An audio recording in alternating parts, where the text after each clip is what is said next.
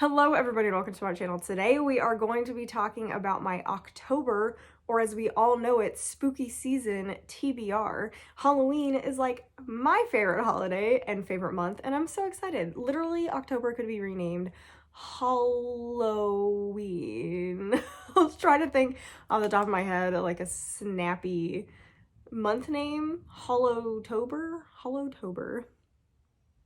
Yeah, it's just it's Halloween all day, every day, through all of October, and then somewhat into November, because November is also, to me, spooky season, and it's my birthday month, so there's just a lot going on. I'm excited about the next 2 months, but we're talking about our October TBR, which I know that's my pile. I'm definitely not reading all of that. That's in there. That is just me wishful thinking kind of thing going on. But yeah, I got a lot of spooky books that I want to get to. A lot of these are books like I've been accumulating over the past couple years and I have not read them, or just books that I've accumulated earlier this year and I haven't read them yet. So let's talk about the books that I hope to get to. And I'll kind of like point out which ones that I'm like, I really, really want to get to this one, which means absolutely nothing. As you guys all know, means absolutely nothing. So first of all, that's not even in this pile. I am doing a reading vlog where I'm reading all of the creature feature books that just released on Amazon. I actually already have been through 2. You're gonna see that I read them in my September wrap up. I have 4 left to read. They're super short stories by some pretty prolific horror writers. I recognized Paul Tremblay, Grady Hendrix, Josh Malerman, Joe Hill, and then I did not know the other 2. So I'm really curious if I'm going to like those, if I'm even going to like the ones of the authors that I do know. Because I know Joe Hill, but I haven't read anything by Joe Hill. I know Paul Tremblay, haven't read anything by Paul Tremblay. And then actually I've only read anything from Grady Hendrix from this. So like that's, my expectations are very high for the Grady Hendrix one. But yeah, I'm doing a very short, quick reading vlog on those just because it would be kind of fun and good to open up spooky season with. So I do plan on reading those. Those are available on Kindle Unlimited, and I don't know if it's available to people who are on Audible, but I have them on Audible. They automatically added when I did the Kindle Unlimited. Those are first up. Those I definitely want to read. And now we're moving on to the physical books, which are so many. There are so many of them. So starting out with some Darcy Codes. I might have more Darcy Codes. I definitely have some more upstairs, but these are the 2 that I really want to read. We have House of Shadows, which is your generic, I feel like, haunted house book that will be super quick and easy to get through. If you know anything about Darcy Code, she kind of does like cozy horror, but some of her books are not cozy horror.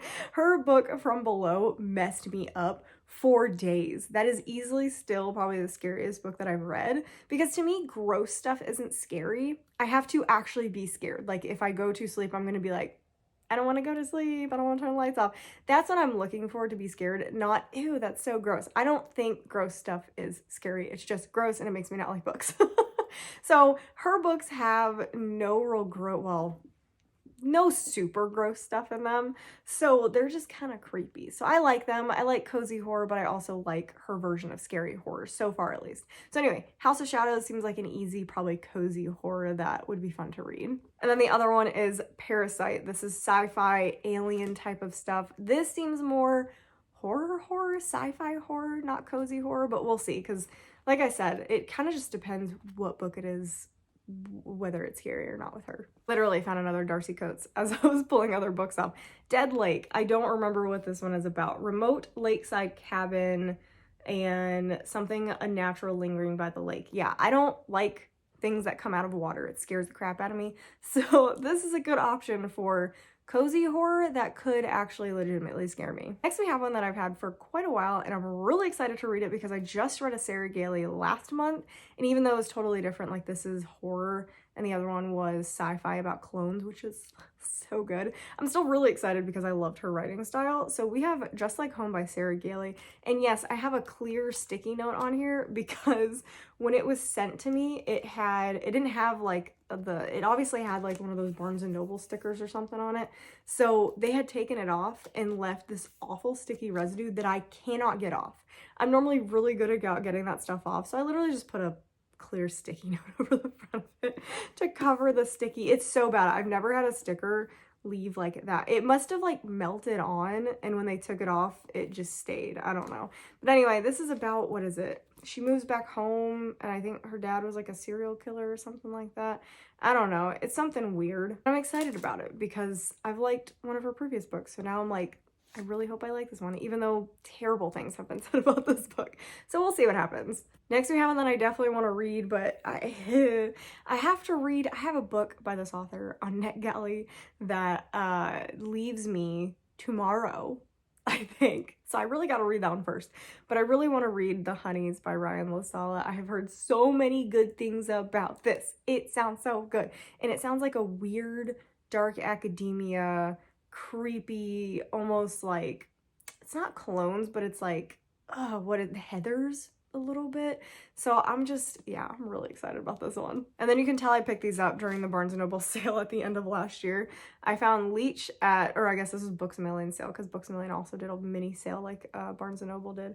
But this is Leech, and this is a dark sci-fi book. I don't even remember what this one was about, but I remember, oh yeah, it is blurbed by Cassandra Khaw, and I have loved everything I've read by Cassandra Khaw so far. We have a doctor trying to discover how the Institute lost track of one of its many bodies, and there's like some weird horrors and apocalypse things going on and this nasty parasite. So that sounds pretty good. And then I don't know if this one's actually a horror. It's very short and it seems interesting, but it's Lavender House, and I picked it up because it sounds cool, and it's definitely like almost like locked room kind of thing going on, but I don't know anything else other than that. But like my understanding is it was horror, but now I'm thinking it's more mystery, but we'll see. I still might pick it up. It is really short. This was an Owl Crate get. This is The Depths. This cover is so cool. This is one of like my favorite under the cover things, which is funny because it's horror, but it looks like a romance.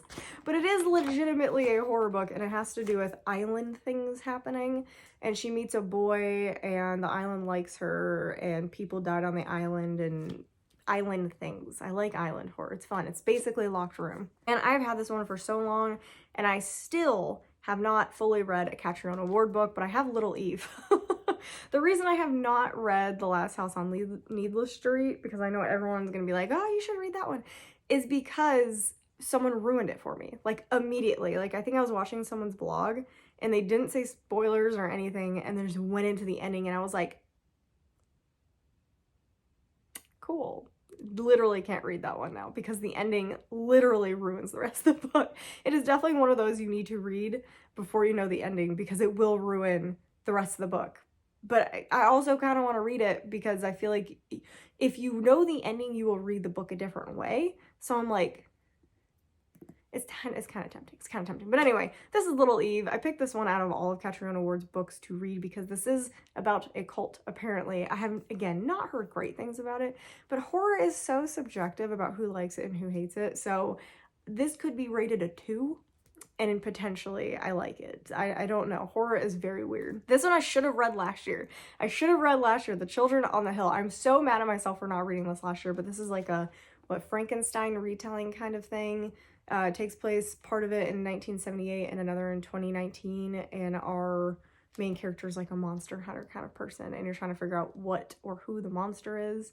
And like I said, kind of a monster or Frankenstein retelling, so I'm very excited to get this one, and I will say that. I say I will get to it, but the hope is I will get to it. Another one that I've had since last October, we have House of Hunger. I don't know why. I wanted to read this one when I read A Dowry of Blood, but I just didn't.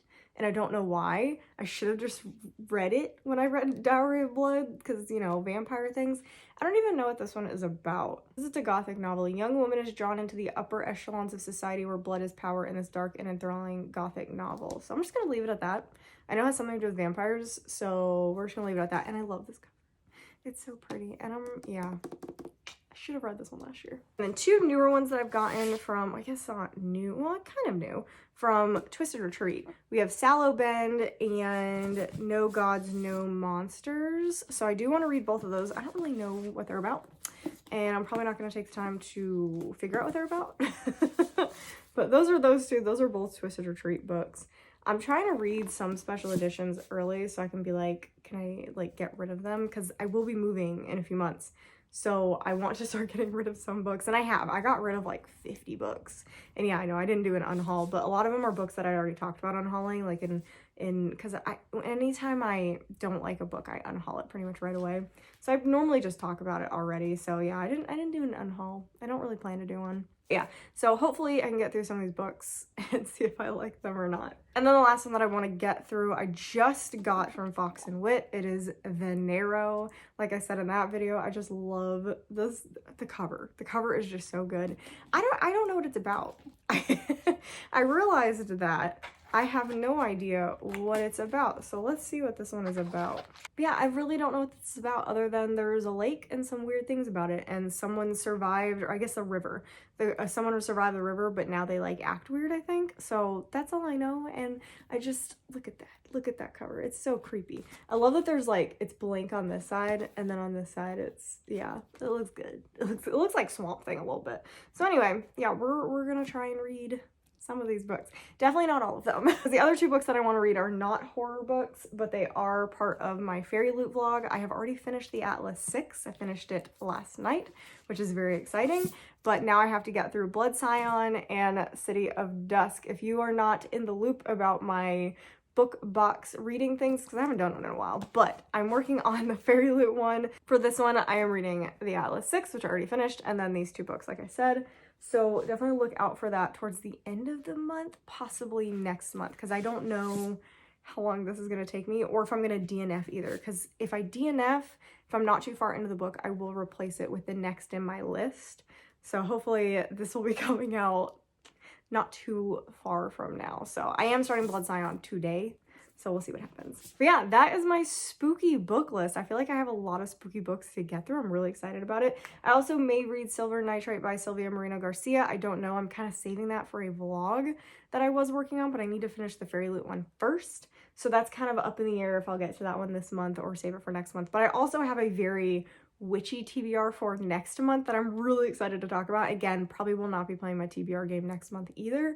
The next time I will play my TBR game is probably December. So if you're looking out for that, probably December. Next month will just be a TBR of, this is all the witchy books that I have, because I have so many witchy books that I need to get through. So many of them. And Dark Academia, because Dark Academia to me is very November. So, which is why I feel like it's in the middle of fall, because I just read the Atlas 6, which felt very fall. So anyway, that's all I have for you guys today. I hope you guys enjoyed it. Make sure you comment down below about what books you hope to read for October. If any of these are on your list, or if you have some recommendations for me, which you think I should be reading in spooky season.